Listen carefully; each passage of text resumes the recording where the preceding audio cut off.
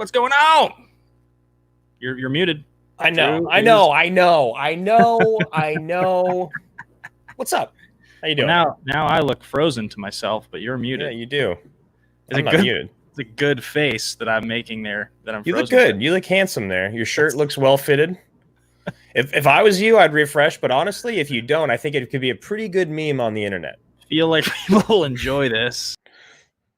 Yep, there it goes. Now it's just me. Well, guys, this is it. This is honestly what I've always wanted to do, is just take over this channel and take over this show. I need a new lower third from JP. I've got it in the works, and it's just going to be my name on the bottom. It's going to be twice as big, and I'm going to make my name bigger. I'm going to add twice as many letters. Anyway, no. So this is the greatest movie ever made, and Ben is he's back. He's moving. His there you are. How you doing? I'm not muted anymore, and I also am not frozen. I'm struggling today. It feels like a little bit like from the get-go, but here we are. It seems that way, but we're here to talk Mad Max Fury Road, which is a good thing because this movie is incredible. Yeah, and Max is definitely going through a struggle, so we can relate, and he can relate to us. So that's really what it's all about. Yeah, man, this movie is incredible. I really enjoy watching this movie. It's a blast. I definitely find things to critique more than I used to. You know, that initial kind of dazzle from it when I walked out of the theaters, and honestly for the first few viewings of it, it just blew my mind every time, and it still does. But I think when you are able to watch a movie time and time again, you also have the ability to start to look for, you know, maybe little holes in the film. But all in all, I think it's just such an incredible accomplishment by Miller, man. Yeah, it really is, you know, and it's amazing. Like, I feel like we're fortunate as people who love movies that we can appreciate all different types of movies. You know, I can appreciate everything from the end games and the Star Wars to the Mad Max Fury Roads down to the more indie films that have no effects at all. But where this film really does stand out from all of the other ones is that it's pushing what you can do with practicality to its limit. Like, it's pushing it so far beyond what most other movies are willing to even try. Watching it is like, it feels like it's a cartoon at certain times because it feels like how could this be actually happening? Well, and I think they have certain moments and certain shots that they do that kind of do look and feel a little cartoonish for that exact reason, because it's almost to like let your brain know, yeah, you're on the right path. If that's like what you're feeling, like, we're going to lean into it for you, so that, you know, there's that really close-up shot of a Morton Joe when he gets over the rock mountain, he speeds up his car and it kind of zooms in on his face. Like, it's very much feels like a comic book shot. Yeah. And then, you know, there's the shots at the end with the big explosion and like the steering wheel flying. It looks like almost bad 3D when 3D was first invented in film, but it's that way for a reason. And even his flashbacks, they're not done in a way that you would see in like a horror movie, like a good horror movie. They're done in a way that's kind of it's almost a little cartoony, you know, it's almost a little campy, but it's still effective, and it makes you again feel like you're on this ride that Miller wants you to be on. This movie feels as if you were going to define a movie as metal, like as rock and roll, it feels like that more than any movie I can think of. But anyway, this is the greatest movie ever made. We talk about the best movies for 1 hour every single week here on Action Industries. This is the Mad Max Fury Road episode, and we have a few things to get out of the way before we start breaking down all the different awesome pieces of the film. First and foremost, we have a couple upgrades in the Patreon Action Army. We have Zeke Gallo, Corey Quinto are both new captains, so big time salute to y'all. Salute. And Kyle Grandetti has rejoined the Rakes of Generals. We welcome you back with open arms, Mr. Grandetti. We're happy to see you. I feel like Grandetti is just like he's one of those generals that's got a temper. Yeah, and he goes off the books. He goes by his own rules, and he keeps getting demoted and re-promoted, but it's only on his own accord. So Grandaddy's back in the general ranks. So excited to have him back in the general bunker. He's a loose cannon. He's a loose cannon, but damn it, he's good. We need him, Dutch. So very, very excited to celebrate you guys joining or ranking up, we should say, in the Army, or going back to where you'd like to be, Grandinetti. And, you know, things that we're going to talk about on the show today. We're going to talk our elevator pitch. We're going to talk our fist pump moment, our favorite line. We're going to talk a little bit about Tom Hardy's career and, you know, whether we feel, you know, overly under or properly sieged with him. It's been a while, and he's been really famous for a long time, and he's not quite in the limelight as much as he used to be. So I'm excited to talk about that.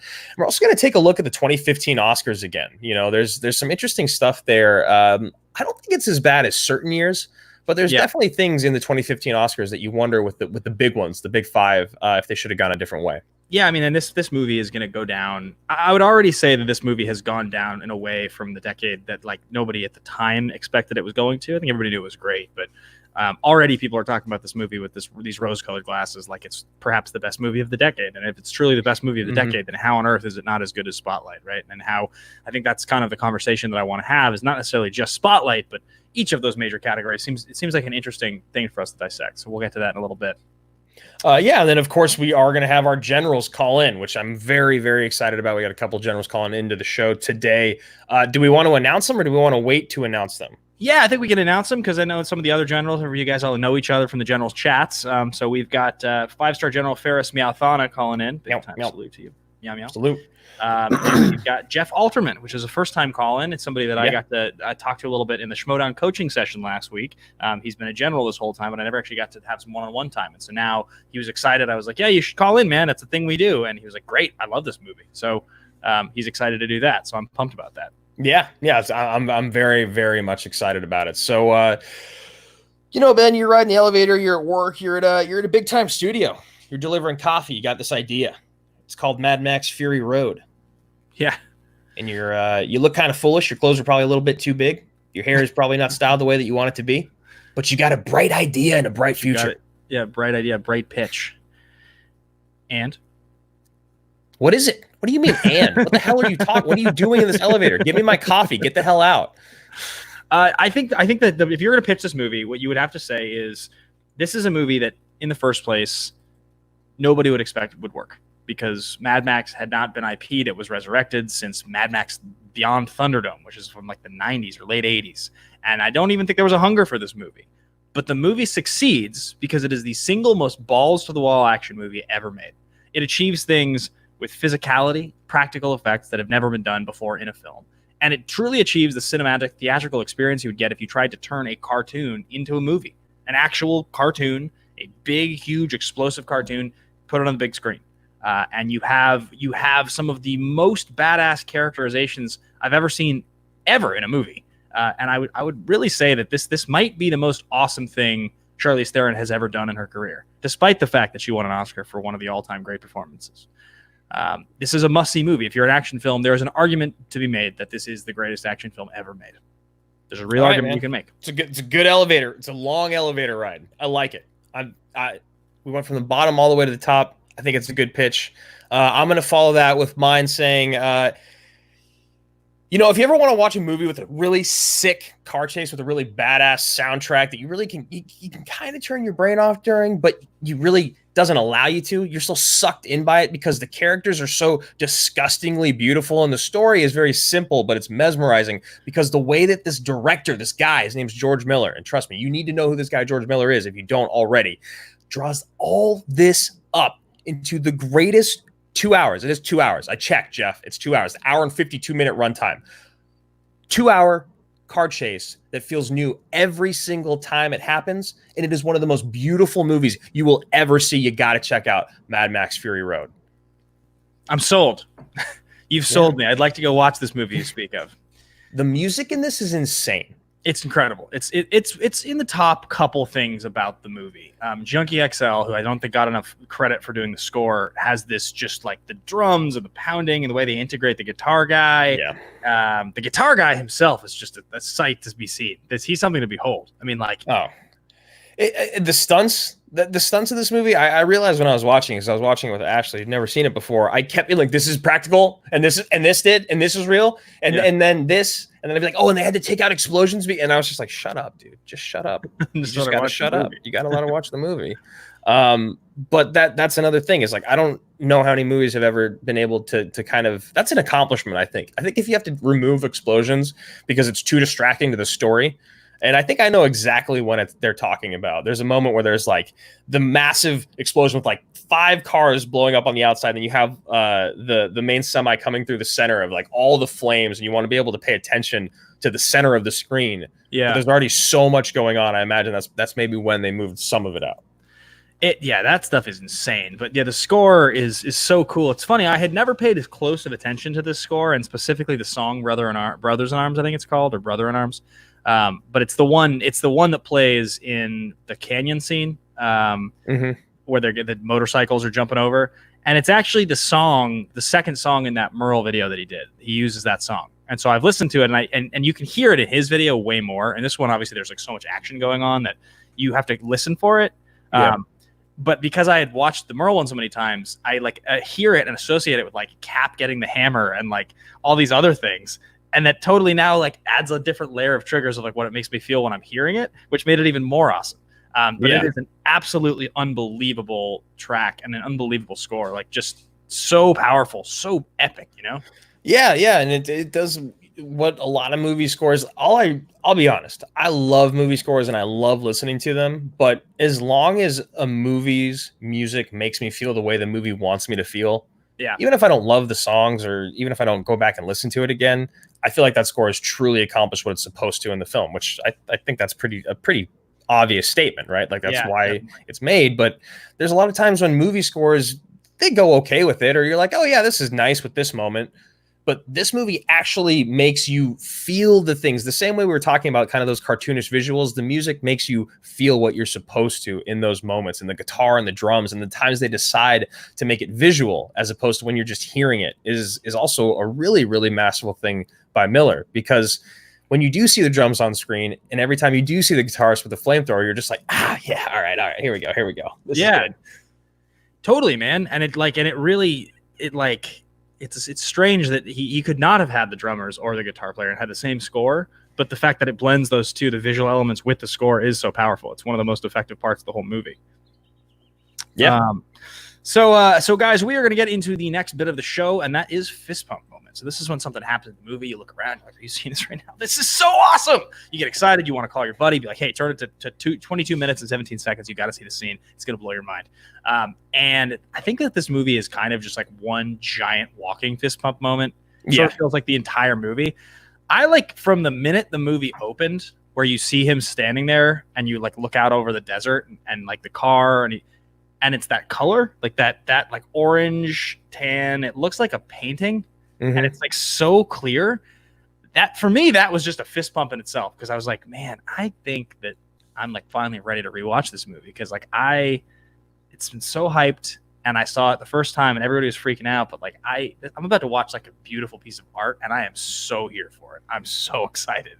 Yeah. I mean, that's one of the things about movies that live on like that, you know, that become kind of legends, is that one of the most exciting things about them is just the first couple minutes. Because you're like, oh yeah, here's the music, or here's the visuals, or here's the color, and you're like, oh yeah, I remember what it felt like to watch this movie. Yeah, I love that. I was excited too. And plus, I always love seeing Hardy on screen. But for me, it's funny because I usually watch him on Saturdays before the show now, because it's like I just have to chill. My girlfriend Ashley's usually hanging out as well, and I realize now, my fist pump moment is usually that moment when I look over at her and I'm like, yeah, see, this movie's sick. All right. I told you it was sick. And I can like really tell that she's like either really invested or just like, what in the hell is this? Like his name is Cyrus the Virus. Yeah, exactly. Connor, she didn't watch Con Air with me. And that was fun. But it's the dust storm, because it's after the very first real car kind of battle. And you're like, Jesus, that first of all is insane. And you realize it goes on for what feels like 15 minutes. Yeah. And it's just every bit of it gets better and better and better. It builds. And then when it crescendos, it doesn't actually like climb. It doesn't like peak and then fall down after that. It just keeps going. There's no finish. There's no climax. There's no summit to this mountain, because Miller is just a psychopath. And then he goes into this dust storm that is so crazy. They don't ever explain it. Yeah, they never talk about it, but we're okay with it because it's fucking beautiful, and it's incredible. It's so metal, right? Like it's like as they're like riding up to it, it's like this like, I don't even know how you describe it, right? Like the dust, the planes, the shape of it as all the cars are going towards it. You're like, they're gonna go into that. And the colors and like the fact there's just like tornadoes in there that are just, you don't understand the physics of it, because some people are getting destroyed and somehow he's hanging on the car. But I'm okay with it. And that was my moment where I was just like, the chase is perfect. The visuals are perfect. This movie doesn't need dialogue, and it has so little dialogue, but I think the dialogue is just enough. Yeah. You mentioned that if you were going to cut 10 minutes out of this movie, you think it would be a little better. Where's the 10 minutes you cut? Is there a scene or sequence, or do you think there's some things that go a little long? It's it's tough because 152, right? An hour and 52 minutes. So I'm saying maybe not even 10, maybe 7 minutes to bring it down to a clean 145. Yeah. Maybe it's just the scene in the swamp, even though it's so cool. Yeah. And it's so beautiful and like dark and like ominous and scary and gloomy. And it's not like a scene I don't wish was in film history. But here's the thing is that if you want the movie to be what I think needs to like a perfect film, I think that that's the one part where even though I love all the things that happen in it, and I love the character, I love when that guy gets his the spotlight shot out and he goes blind and then he goes crazy and he's just like yelling. But it feels like if that's what you need if you need to trim something out of the movie, that might be it.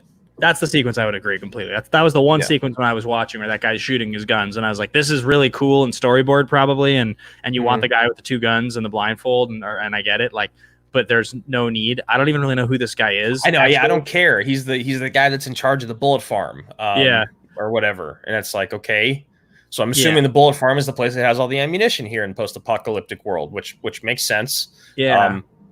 But he's never really been given stakes. Right. And it's just sort of like, it's like he loses his sight and he's just like, okay, I'll just keep shooting. It's just sort of like it's a bit too cartoonish the way that all happens. It's sort of the only unnecessary part of the movie, but I don't think bad. I just think like that's the one part of the movie where I picked my phone up for a second. Right, exactly. That's I think the best way to put it, because it's not bad, and I think the stuff they do in there is cool, and I think Nux has great moments in there with a tree. But yeah, that's because the other part of it, I think the only other thing other than just taking out straight up action sequences is either the very beginning or the very end. But the picture that he paints in the beginning of this with the character design, the costume and set design of that place, dude, people are disgusting in this movie. They're hard to look at. It's crazy, dude. It's like this movie, and you and I talked about this a little bit, and I don't think we'll have time to get to it today because it seems unnecessary, but like the concept of when you swing for the fences on like a post-apocalyptic movie or like a sci-fi movie, you're trying to design something really unique and very memorable, and it's hard to do, right? Like you're trying to come up with something, and when it works, like when Blade Runner works or when this works, like it's very memorable. And when it doesn't work and you end up with like Waterworld or Mortal Engines or something like that, they're memorable for different reasons. But like every single little piece of this world has to be designed this way, and it doesn't feel like The Road Warrior and Beyond Thunderdome. It just doesn't. It feels updated and way more terrifying and way more evil. And Immortan Joe, what a great bad guy design! Like from the first time you see him, he's got the Vader design, man. He really does. It's like the approach from the back, the breathing apparatus, the scarred tissue. Like he's disgusting. Everything about him. And again, the more and more that we hear about global warming in this day and age, you look at the stuff in the way that water has the power over people. It's pretty impactful. And you watch like what the people do just for 30 seconds, not even of water. And he has that one line where he says, "Don't become dependent on water."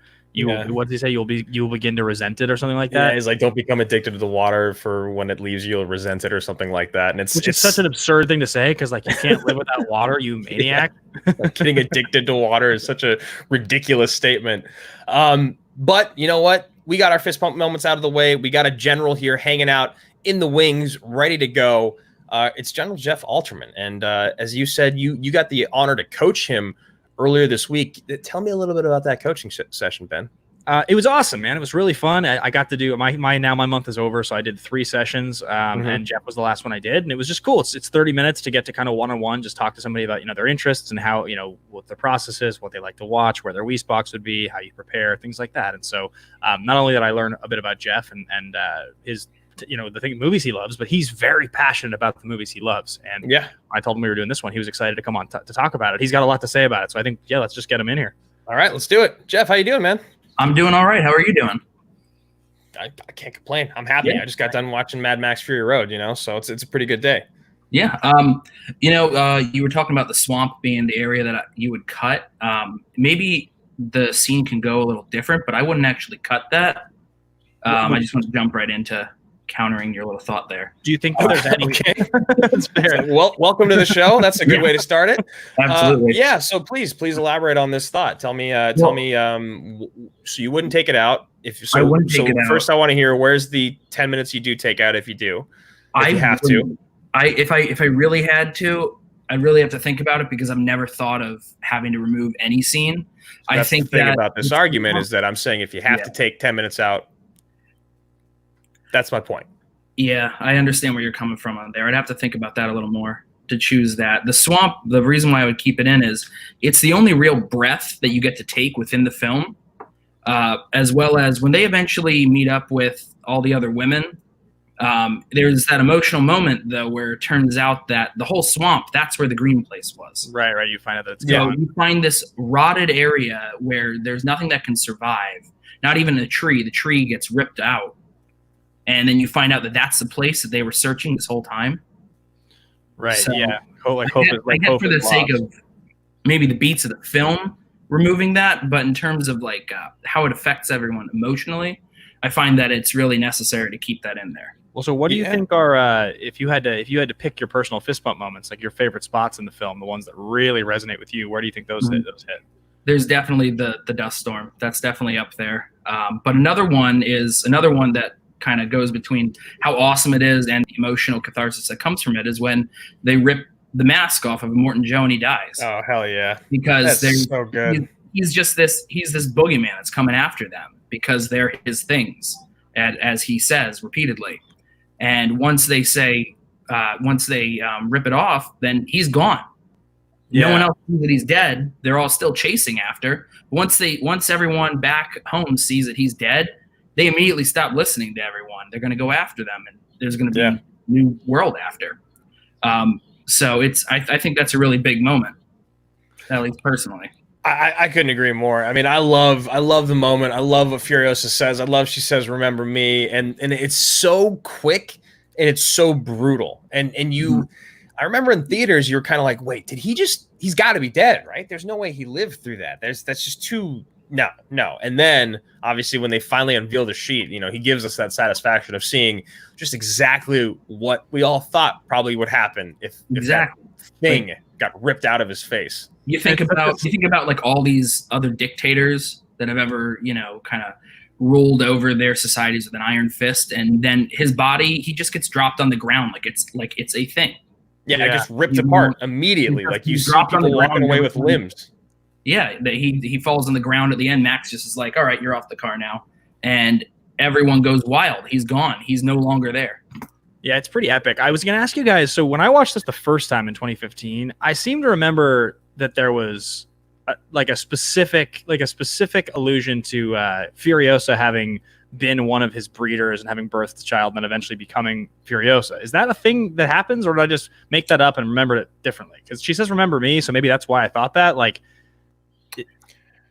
I think they talk about her being kidnapped by him when she's really young, and the whole "remember me" thing, I think, is just I don't know. I don't know exactly what it alludes to. Maybe it's just the idea that he never gave her. He obviously never respected her. He never thought that she was worthwhile of being one of his breeders. So instead, probably because she doesn't have an arm, he made her a war chief because he knew she was a badass. Mm-hmm. So I don't know. Maybe it was just one of those things, or even that of just like, remember me, like.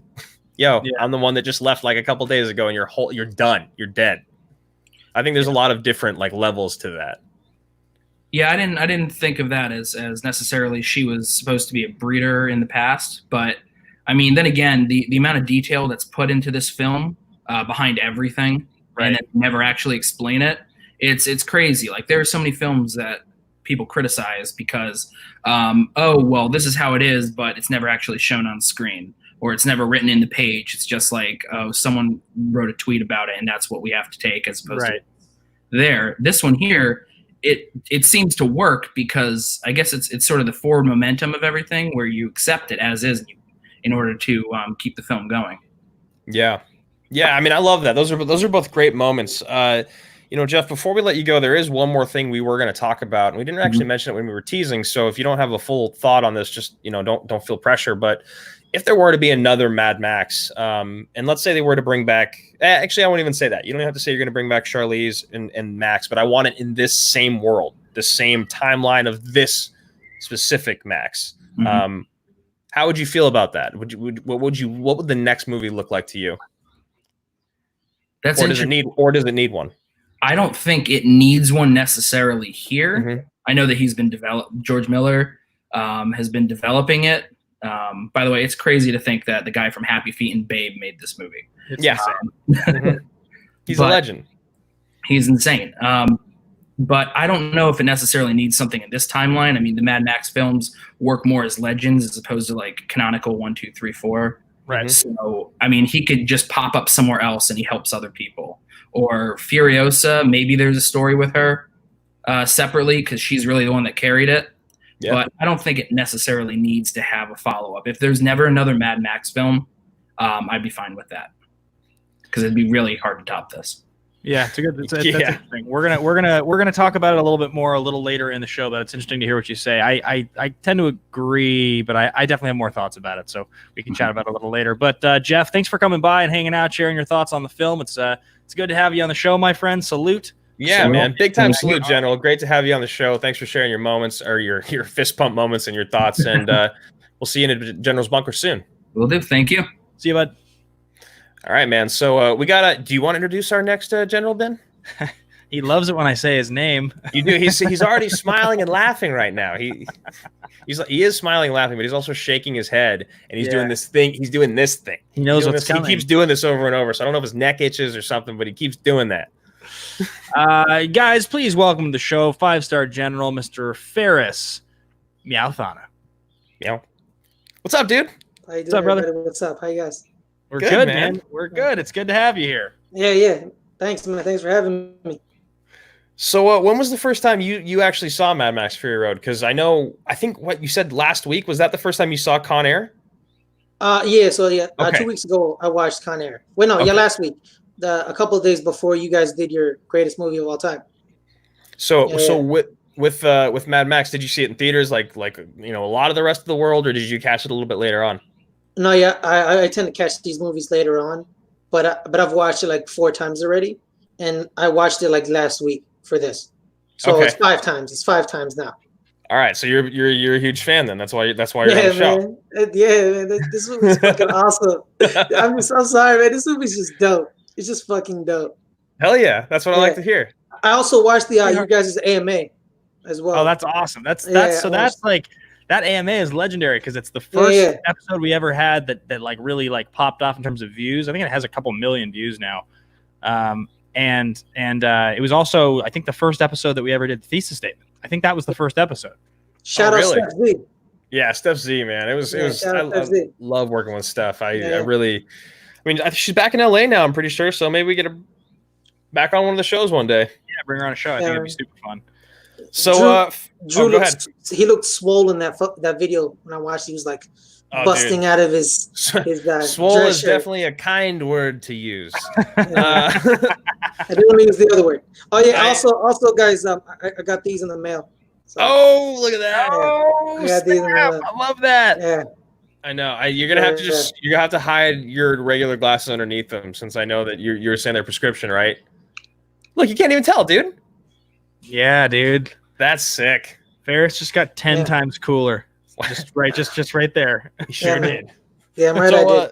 So man, all right. Tell us what's your fist bump moment. Was it stolen already by all of us, or do you still have one? No. So like when I rewatched it, my fist bump moment, I actually have 2. So it was when they find out that Furiosa just betrayed them, and they're all like just running around. And then Nux is like, "What's going on? What's going on?" And then one of his homies steals his wheel. He's like, "That's my." Yeah, and he's like, "That's my wheel," and they're arguing about it. And then he's like, "You're half dead.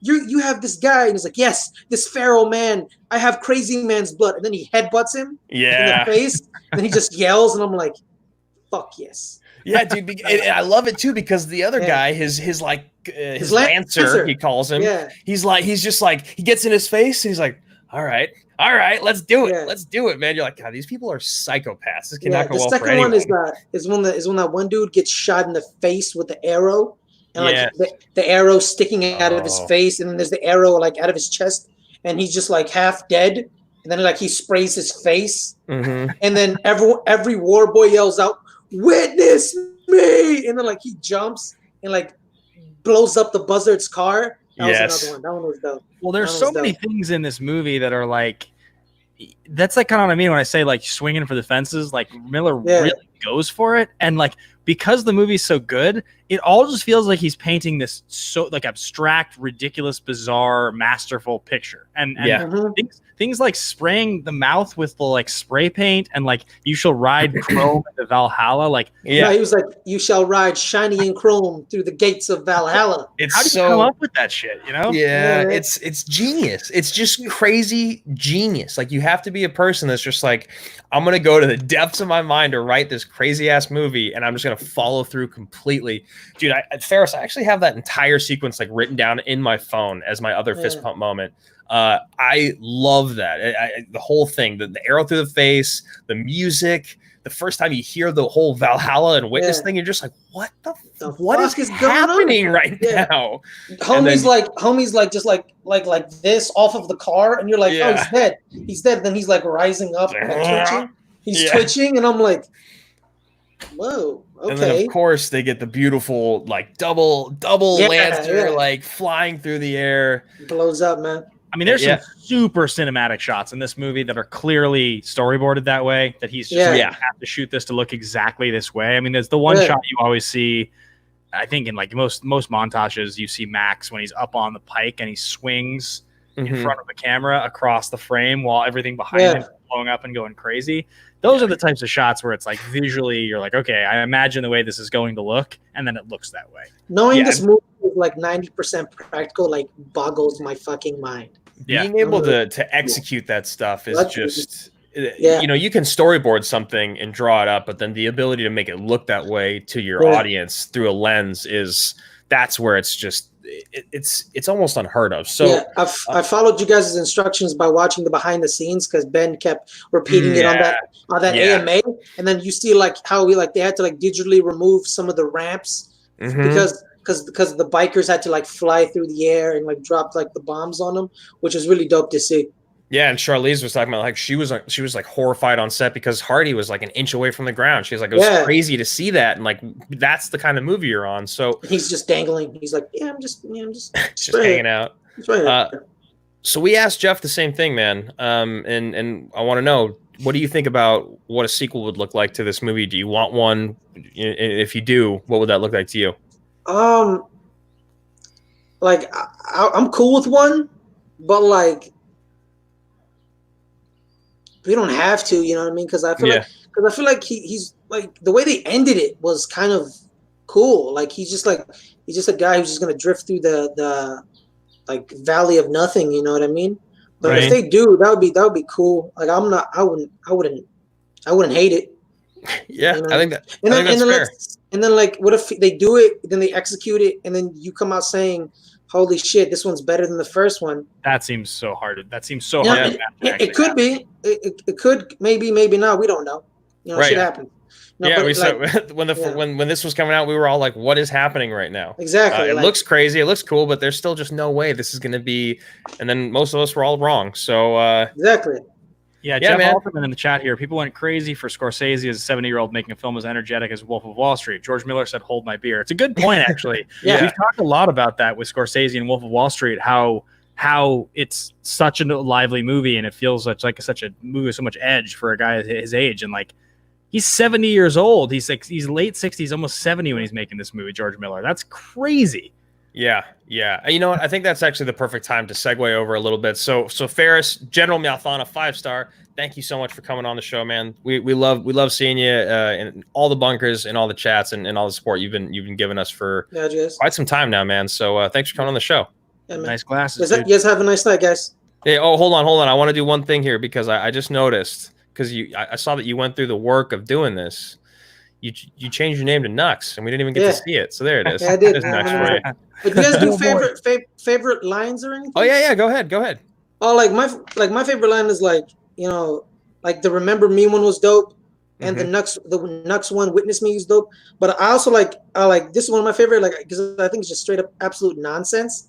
Is when the guy gets like he can't see anymore. He's blind, Right. and he's just yelling out, "I'm the scales of justice, the conductor of the choir of death. Sing, brother heckler, sing, brother coke, sing, brother, sing, sing." And I'm like, this shit's wild. And he's just like, pew, pew, pew, pew, pew. And I'm like, okay, what the fuck am I watching? That scene to me was like, when I was watching that scene, I was like, this literally feels like a scene out of fucking Boondock Saints. And when you just saying that right now just makes me feel like that even more. Just like so outrageous. Man. So good. It's so good.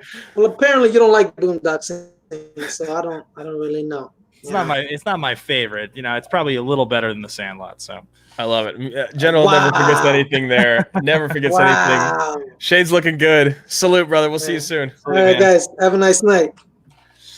So Drew, what do you think about the sequel? We've now asked both of them. I mean, would you? Because I know Miller's been developing it. It supposedly was one called Mad Max Wasteland, and it's been pushed back because he has another movie coming out first. It's like more of a romance. But what do you think?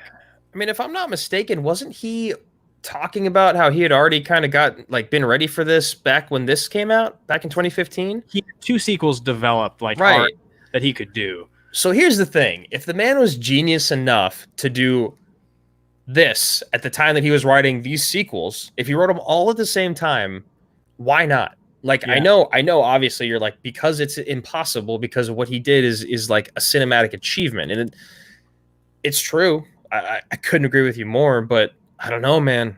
If you told me that he wrote sequels now, 5 years later, because he thought maybe he was bored, maybe he got bored during the pandemic, maybe he wanted more money, whatever, maybe then I'd be convinced. But I don't know. He's still got my money. He's still got my vote. I've still got faith that if he were to develop one of those sequels, even if he were to had to turn the other 2 parts into one, I'm there for it. Yeah, I think it's a strong point that you make, that he already had written them and developed them back then. My feeling on it is that if there's a sequel that was to come out to this movie, I just think no matter how great this movie is and how great of an achievement it is, and it is, it's like it still feels almost accidental. Not accidental in the sense that it wasn't an intentional movie, but like I think people's expectations of what this movie was going to be had so much to do with how successful it was. I just don't think like anybody really believed that the new Mad Max movie was going to matter. I think people thought maybe like the diehards were like, I can't wait because I love Mad Max. But I don't think anybody looked at each other and was like, hey, this Mad Max movie is going to revolutionize action movies, get nominated for 8 Oscars, and go down as the best movie of the decade. Like, I don't think anybody was like, there's even a chance in hell that happens. Do you think that's a fair place to put Mad Max Fury Road? The best movie of the decade? I mean, all those accolades that you all just stated, 5-10 seconds ago, like, do you think it's deserved of all those titles and credits? Or do you think it falls a little bit shorter than that? I don't know if it is the best movie of the decade, but like it's definitely in that conversation with a couple other 2 or 3 other movies. It's such a unique piece of cinema. It's such like an incredible achievement and something that is so hard to compare anything else to. And so many people have tried to make big, crazy action movies. And like, we love, like, Mission Impossible Fallout's a great example. Like, that's a great action movie. I love Mission Impossible Fallout. Again, that feels like JV compared to this movie. Like, it just doesn't feel. It feels like it relies on so many things this movie doesn't rely on. Even though they're both franchises, like, I don't care. This is a Mad Max movie. There's nothing about this movie that needs to be Mad Max. It could be called anything else, and it would be the same exact movie. Yeah, I think that's fair. And we do have Jeff in the chat saying, Anya Taylor-Joy's being eyed for Furiosa in a prequel. Oh, no, that's cool. That'd be amazing. I love it, but I also am just like, just give me more Charlize as Furiosa. I'm so into that too. She's so badass in this movie, and it really does. It is her movie. It truly is her movie. She has way more lines than Max. Way more important lines. Yeah, Max has like 12 lines. Speaking of numbers, guys, go ahead and hit that thumbs up button if you haven't already hit it. I can see that we've got 60, 70 people watching, and 40 people have hit the thumbs up button. So you guys can hit the thumbs up. Please do. We're going to read a couple quick super chats here. Your Streamlabs and super chats are going to be read on the show. So if you want to donate anything, you guys want to hear your questions read, donate them now. Starting out here with Rats and King, $1. Saw Fury Road for the first time a year or so ago, and while I did think that it was awesome while watching it, I also have to say that it didn't stick with me for that long. It's definitely a great movie, just something worth noting. Okay, that's interesting. Yeah, I mean, you didn't want to watch it again until today. It's been 5 years. Yeah, Totally. It had never like jumped on my radar again as a movie that I like needed to watch. Like I knew it was great, and then like as the narrative really started to swirl around it as being this like all-time level movie, I think I was more interested. But yeah, it's not just like, it isn't stupid popcorn entertainment, if that makes any sense. It doesn't have like really easy to understand plot lines that are like very disposable and like sort of salacious, right? Like it's interesting and weird and exciting, and you have to you should pay attention.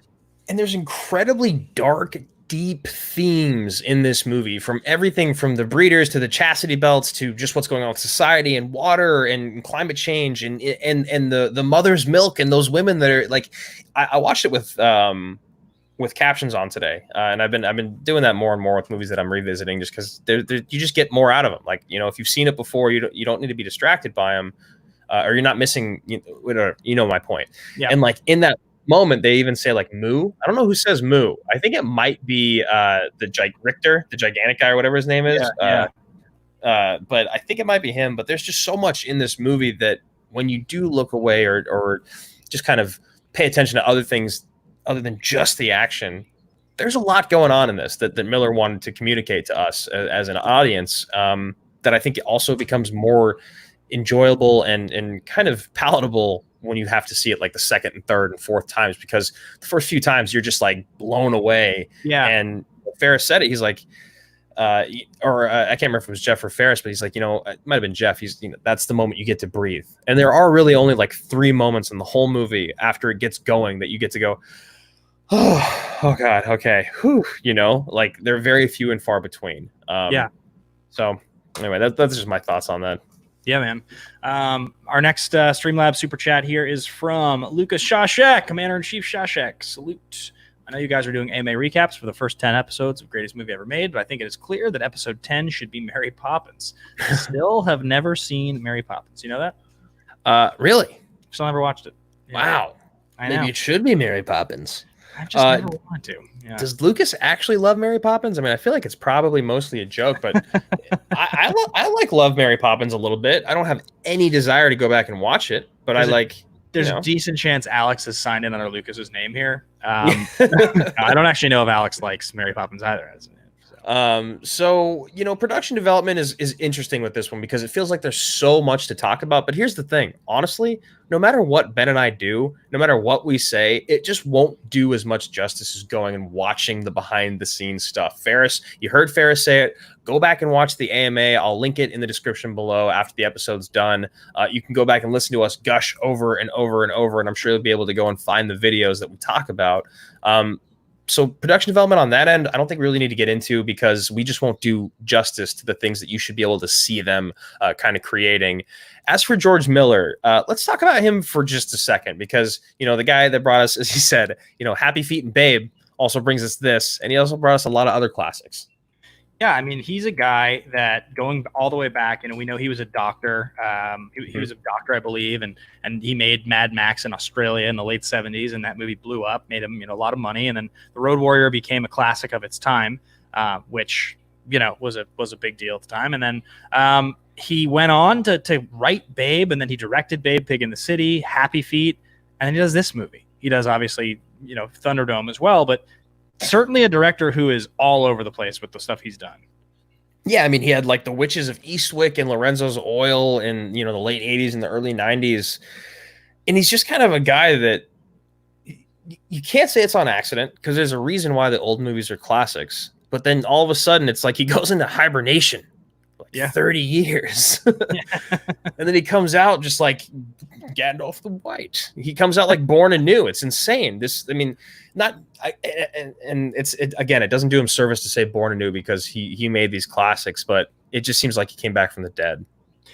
Yeah, I mean, a lot of those movies are well loved. People like Witches of Eastwick a lot. That movie's good. Lorenzo's Oil is well loved. Babe, obviously, those movies. Happy Feet, I think people like a lot. But yeah, I read something with him today talking about he makes choices to make movies in different genres for a reason. He really, it's not interesting to him unless he's doing something that is distinctly different than the last thing he did.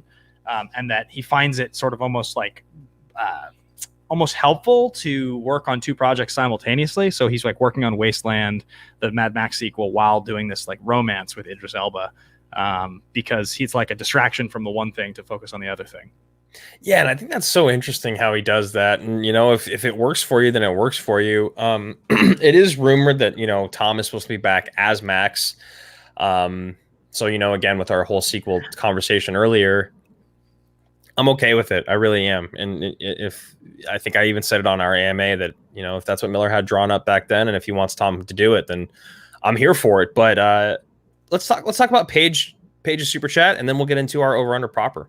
Yeah, Paige Chowdhury, Captain Chowdhury, I believe. Hi, oh yeah, here we go. Hi guys, love being in the Army. One happy 40-year-old captain. Mad Max is old and new school kind of movie. I think you're happy 40-year-old captain. We salute you, Paige. Salute. I believe you're saying it's kind of a new school and old school kind of movie. Yeah, I agree. I think it checks a lot of boxes, which is why it's been such a well received movie by now. Yeah, and Paige, feel free to respond again in the chat. Obviously, you do not need to super chat this, but just let us know how you felt kind of when you saw it originally and when you're seeing it again just a few years ago and the different iterations. Maybe just give us like a quick little blurb so we can I'm just curious. You know, I always think it's fascinating when because it's also one of those things you never expected it. You never expected another sequel to come, so to have it that long after, interesting. So, dude, Tom Hardy. We're obsessed with Tom Hardy, or at least we were obsessed with Tom Hardy. I mean, I actually won a Schmodown match, and I knew my opponent's 5-point answer, and it was about a Tom Hardy movie, and I had never seen that movie. But it's just because I love Tom Hardy so much. But don't you feel like he's like, if there was a reconnaissance, don't you feel like Hardy's has kind of come and gone as well? Yeah, well, I mean, it's weird. You know, when you're in it, it's easy to focus on an actor or an actress and be like, oh, they're super famous, they're an A-lister. And then, you know, life happens, time passes, other people come up. When you look back at people's careers, one of the things you and I talk about is if you actually have 10 good years, like 10 years of real hits where like you're making a good movie every year, that's really hard to do. Like not a lot of stars that we are, you know, those, if you do that, you're like usually a legendary all-time star. And, you know, Hardy really only got on the world's radar in a way that mattered at all, probably because he was in movies, right? You go back to like Star Trek Nemesis, he's the bad guy. You go into like he's in Rock and Rolla, right? He shows up in, obviously Bronson, people talk about. He's in Inception, which I think is probably the one where people like noticed him first. That's when people really start paying attention to him, as in the sense of like, oh, this guy, he's interesting, but they still didn't know who Tom Hardy was.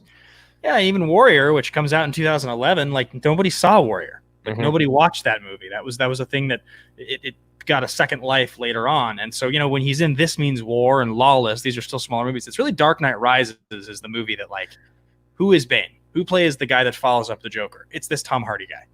Yeah, and I'm so curious about that because, you know, you said Lawless and what was the other one? This Means War. Yeah, so Lawless and This Means War. Lawless, it feels like it's really his name that's selling it, but it's also Jason Clarke is having a moment, and Shia LaBeouf is still famous enough. And then This Means War, it's Pine and Witherspoon, and Hardy is like definitely a close third, kind of.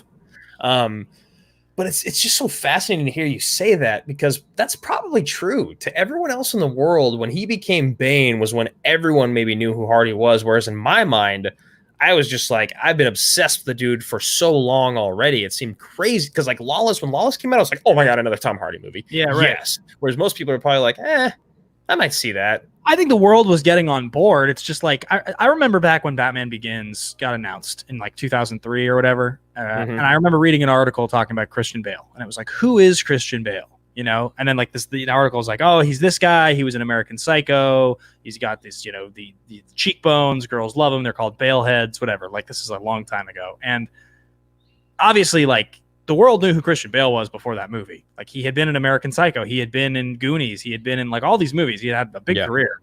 But really, like when you're Batman, the world knows who you are. So when you're in a different way, in a Batman movie, the world knows who you are. But the funny thing is, if that's what puts him on the map, that's 2012. So his next movie's Locke. Then it's The Drop. Then it's Child 44. Then it's Fury Road. But that's 3 years after Rises. Yeah. Then he does London Road, Legend, The Revenant, Dunkirk, Venom. That's the whole career. it's such a weird career. It's so interesting because it feels like he's a lot more famous than he is, but you can't say that he's not an A-list star. You know what I mean? Yeah. And I believe he's still going to be around for a while. I think he's got to be careful, and I think that he's probably picking his roles maybe a little more carefully now, or at least I hope he is. Venom is it's interesting because a lot, it's a very divisive role, so we don't need to go down that rabbit hole. We don't have time for it. I just think like if you're somebody who, like, Hardy is clearly one of those actors who's like, I don't want to just do stupid shit. I don't want to do that. I don't want to just like take the paycheck, right? Like I was just listening to a podcast. They were talking with Ben Affleck and like what he did in the late 90s. And they're like, he's just clearly a guy that like got kind of famous off of Good Will Hunting and then spent 5 years just taking every single paycheck, including the movie Paycheck. Like he just made a bunch of stupid action movies. He's like basically not in a good movie between like Good Will Hunting and the time he comes back and like Gone Baby Gone as the director. He's in like 2 good movies or something, right? Like for the most part, it's like Sum of All Fears and Surviving Christmas and Geely and Daredevil and Paycheck and Changing Lanes and he's just a guy that did that, and that's what happens, right? The whole world can only sustain so much of that if you're that famous. And I think with Hardy, you go look at the stuff he's taking. He's obviously not somebody who wants to do that because these roles are weird. A lot of these are weird movies. Yeah, Locke was definitely a very unique role for someone like him to take on. So we got a little bit of time left here, man, and let's wrap up here. I think that Hardy is probably properly sieged right now, even though I love him, and I love him probably a lot more than most people. I think that he's probably in the right place because Venom is still a huge role. And I don't think he's going anywhere for a while, but I really want to see him do another, I guess maybe a good guy role. He might need to be a cool good guy again, because playing a bad guy in The Revenant and then being Venom, which is an anti-hero, I don't know. It can do a weird thing for your career. I mean, I think Venom is a bizarre role, and it's one of the strangest performances I've ever seen. I think that Tom Hardy's overrated. I love Tom Hardy. I'm a big fan. I still will show up. I'm here for it, but he's not somebody who I like look at the career and I go, in the last 8 years, you've really impressed me. In the last 8 years, you've made like this movie where he doesn't have to do that much in this movie. He's actually kind of the least interesting part of Fury Road. He's like perfectly cast. He's great in the movie. It's not like he's bad. He just doesn't have to do almost anything. He has to look tough and say like 12 things. I mean, I think what he does do well is the same thing he did well as Bane. But again, in this movie, it's not as easy to it's not, that is not paid as close attention to. Nolan paying attention to Bane's intricate emotions through his eye acting, or the acting through his eyes, I should say, is much different than Miller and what he did in this, because it's a lot harder to get those moments. He does it when he's able to zoom in certain moments, especially early on when he's tied up as the blood bag on the car. You get a lot of what's going through his mind, through his grunts and his looks in his eyes. But again, it would be ill-fitting to zoom in and kind of slow down the whole movie to just get an emotional moment with Tom Hardy's eyes. Agreed. He tries to inject them later on, and I think they land well enough. But so we got Munsong 86 here, the donation. So people talk about the color version versus the black and chrome version. Have you seen both, and do you have a preference? I've never seen the black and chrome version. Yeah, I was able to. I rented it in 4K or could buy it in black and chrome, but I decided just to go for color. So I can't speak on it either. I don't really have any desire. Even with Logan, I have only a little bit more desire to watch it in black and white because I love that movie so much. Yeah. For some reason, I just think of crying in black and white, and there's something romantic about it. But for some reason, Drew's Instagram story later, there's going to be a video of him crying in black and white. It's going to be good. But yeah, I haven't seen the black and chrome. Do you have any desire? No. You know what I do have desire to do?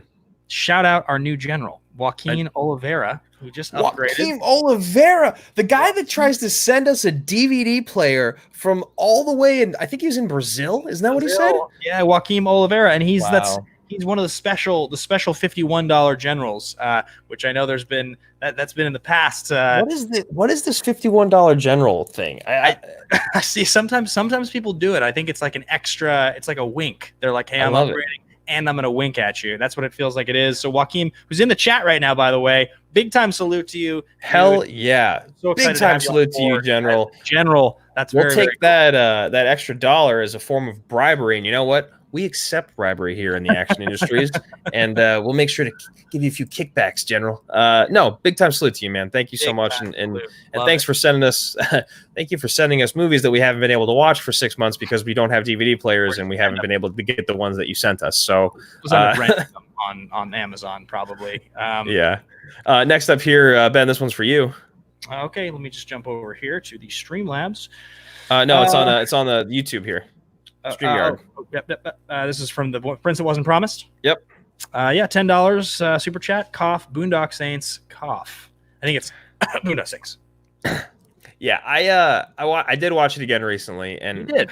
I did. I tried it again like a couple weeks ago. I'm so excited for this. We're never covering that damn movie, dude. It's never gonna happen. You guys gotta let it go. I'm telling you because I know I enjoy it more than Ben's going to, and I don't enjoy that movie. I just don't enjoy enough of it. Do you think if I watched it and I loved it, you'd be blown away? I'd be happy to be wrong. I'd be very happy to be wrong, and I'd be very happy to have Jake Yacovetta come on the show and Joseph Boris come on the show and everyone could come on the show and they could make fun of us for how long we put it off. But I just have a hard time getting through that one, man. That's gonna be like the Ellis versus Christian Schmodown match. It'll be like we'll promote it for years and years and years. It'll be an event when we finally do it. Yeah, cannot wait. I don't know. Did you ever see Paige? Did anyone ever see if Paige responded? I just want to check because I did solicit it, and then if I didn't even look, but I did try to look a little bit. There's just a lot going on in the chat. While we're looking for that, is there anything else we want to talk about with this movie? Yeah, Fury Road. I think the last thing for us to just talk about really quickly is the 2015 Oscars. It's an interesting point. So I can pull up really quickly the winners from that year. 2016 Oscars. So Best Picture that year was Spotlight, right? That's the winner. And I think if we're just going to start with that one, like, I think Spotlight's a great movie. Like, I really, really, really like Spotlight. It's probably the hardest one for me because I don't know. Is this just a better movie than Spotlight to you? I mean, I love Spotlight and I love The Big Short.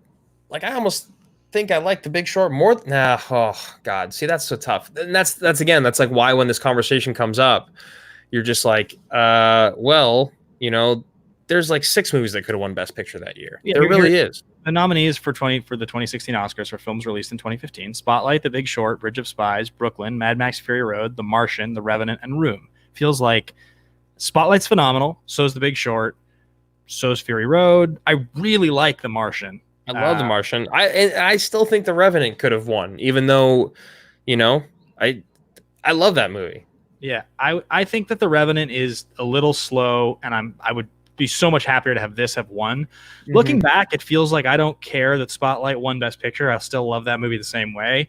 This movie getting so close to winning, getting the 8 nominations and not winning, to me is actually a mistake. I actually think that Fury Road should have won Best Picture that year. It would have meant a lot more to have this movie getting that close and not winning, like this kind of a movie.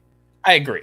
I couldn't agree more because I think movies like Spotlight and The Big Short are gonna win, and even The Revenant, because The Revenant is kind of like almost like a slow war drama with a revenge story, right? Or like even a Western, So it's tough because this is definitely a movie that feels like it should have been recognized in a way that it wasn't. I talked a lot on our show on AMA, and it's funny because I actually didn't go back and watch AMA, but I remember so much of it vividly. I talked a lot about being upset about the idea that there's no way to recognize stunt performers in like stunts in film other than just the one thing, right? Totally. So I think what's also, I guess, to add to my point is that like that's another way to give the nod to this movie is give it Best Picture. This movie did accomplish something that no one thought it was going to, that no one has done since or ever. It feels like the Best Picture. Now, when I jump over to director, Alejandro González Iñárritu wins his 2nd in a row after winning for Birdman. That one's a little more debatable. None of the other nominees, Tom McCarthy for Spotlight, Lenny Abrahamson for Room, or Adam McKay for The Big Short, all good. Nothing compared to Miller. A million times where they give like the kind of the honorary Oscar. Yeah. Why not on this one? He iterated just won the year before. I know that to me, that's the biggest one, is that George Miller should have won Best Director for this movie. I kind of, and I think the reason that The Revenant is relevant is because, like, remember the opening scene in The Revenant's insane. Like, it's an amazing achievement in its own right.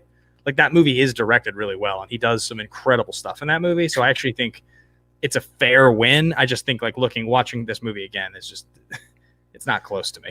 Yeah, I mean, you talk about that opening shot in The Revenant, and then you talk about every shot in this movie. The whole movie. Yeah. Another super chat here from Jake Yacovetta. Cough, Boondock Saints, cough.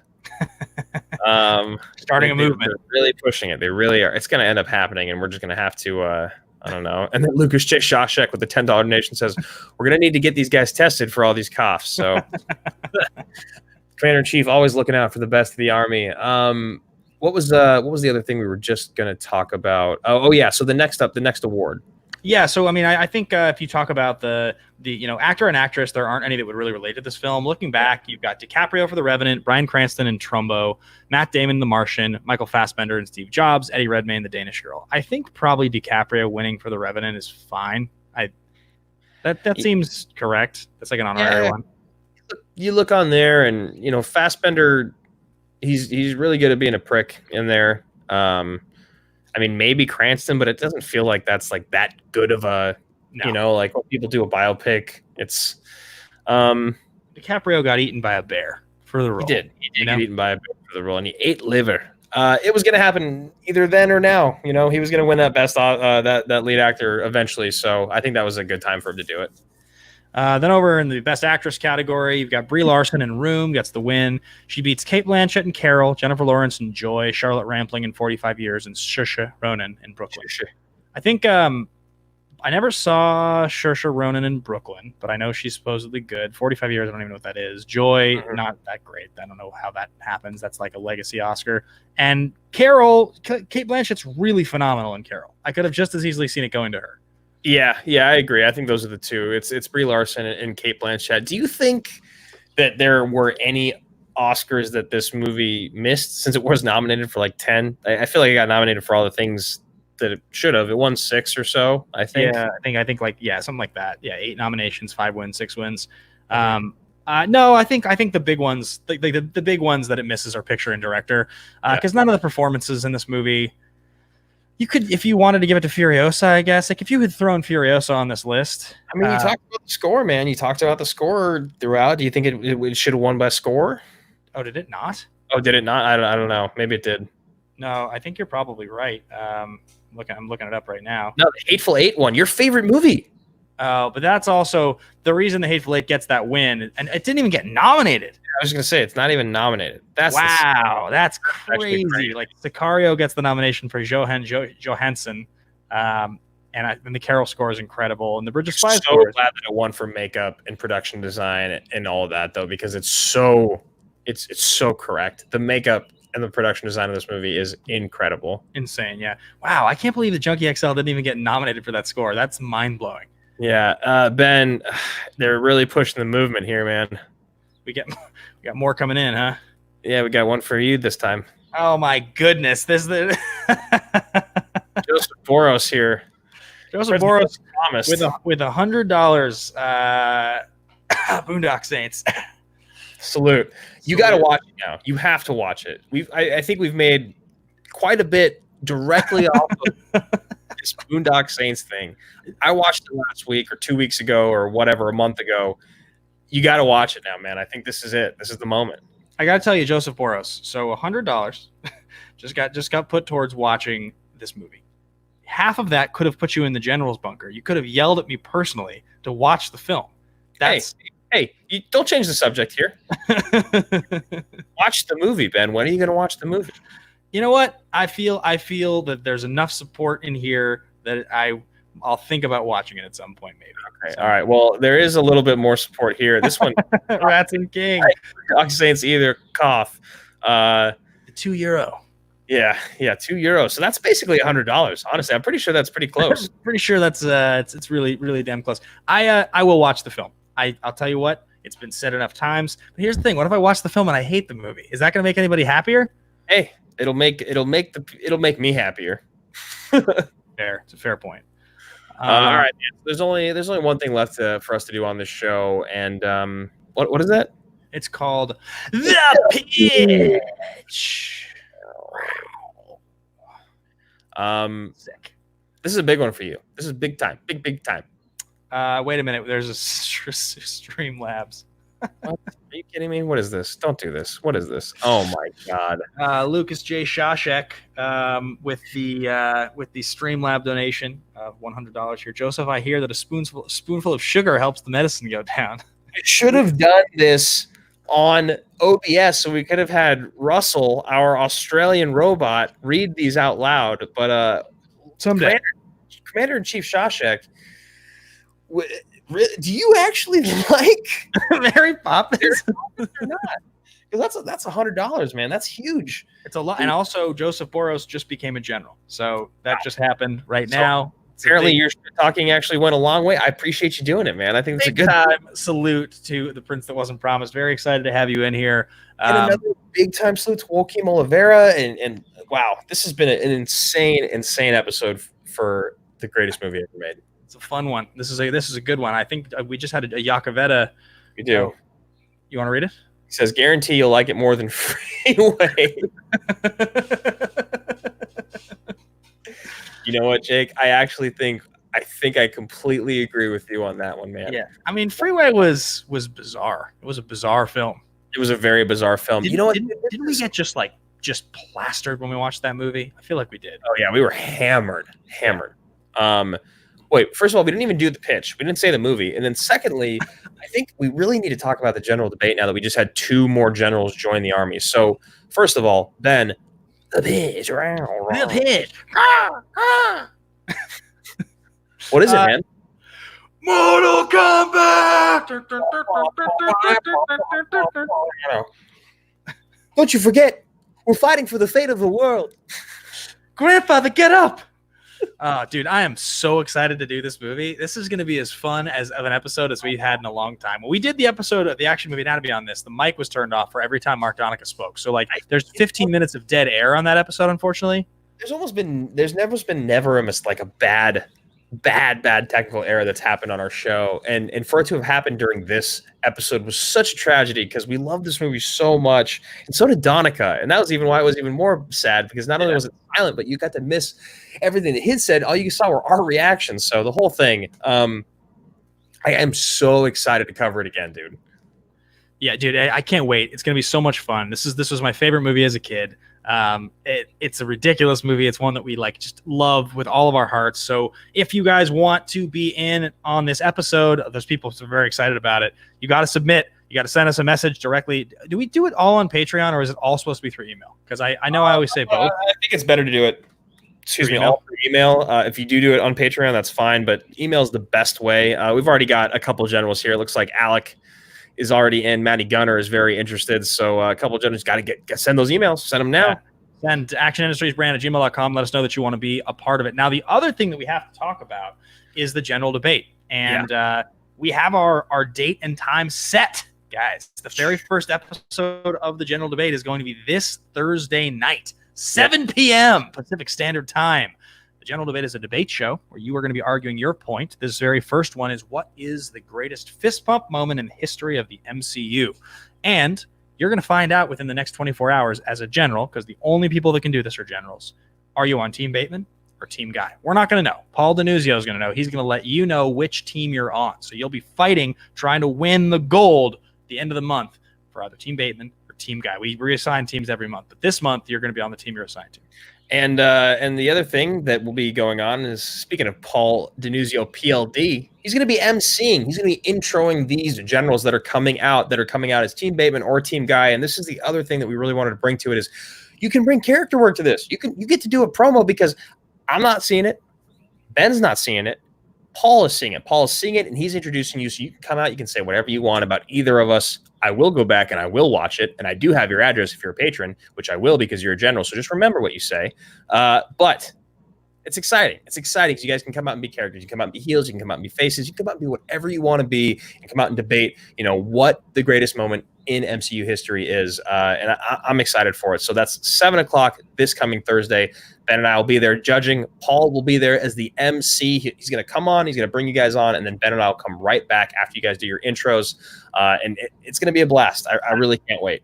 I think we already have 2 spots confirmed. I think we either have 1 or 2 left. So if you want to be a part of it, we want you to be a part of it. This is the very first one, and it's going to be a special one. Send that email to actionindustriesbrand@gmail.com at the general or above level, and let us know that you want to be in. Just let us know. We'll confirm you in the next couple days so that you have your time to prepare. But yeah, let us know today if you can, because obviously the more time that we have to get the questions out to you guys for you to prepare, the better. Yep. So that's what's coming up. We got obviously tomorrow is a big episode of The Action Guys with the Real Rejects coming on. We're gonna be doing that at 5 o'clock. So Mad Max Fury Road is the greatest movie ever made, man. Ever made. Sweet, sick. Meowthana, meow meow. Yeah, and you're gonna go watch. Of course, your favorite new movie, The Boondock Saints. I've been convinced the gospel has come down. And welcome to our new generals, to Joseph Boros, the prince that wasn't promised. Welcome to Joaquim Oliveira. Big time salute to you guys both. We'll add you to those chats. We can't wait. Oh yeah, the coins. That's the last thing we should talk about. Yeah. Oh no, I guess we shouldn't talk about it because you and I have that one last detail we figure out. So okay. We'll mention those more tomorrow night on The Action Guys. But thank you guys all so much for tuning in, and we will talk to you all very, very soon. Big time salute. Bye, guys. Salute, guys.